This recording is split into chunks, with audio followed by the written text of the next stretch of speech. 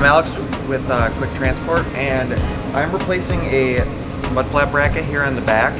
So what had happened was it wasn't welded on here properly. It was previously repaired, and aluminum is actually a very difficult metal to weld. It's not like steel, it's a lot softer and more porous.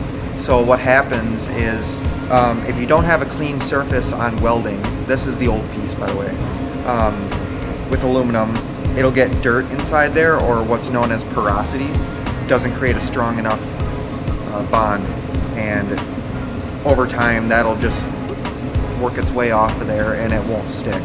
So aluminum is a little trickier to weld.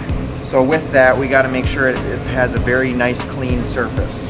So what we're going to do, as you can see, this aluminum is very, very dirty, and we want to make sure it's nice and clean before we do our welding.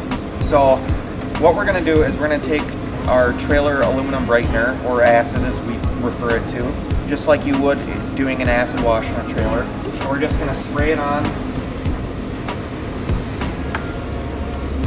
and we'll take a brush and we'll scrub it in.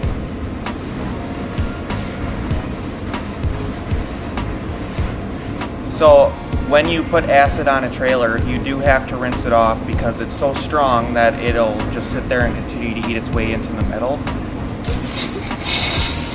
That way you'll have a really nice clean surface. Alright, so now as you can see, our surface is nice and white and clean, and this is perfect for how we're going to get it to weld.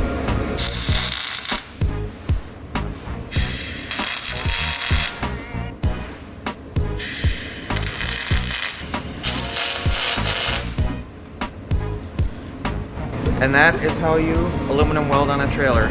Always make sure that your area is nice and clean before welding, otherwise you won't get a good consistent weld.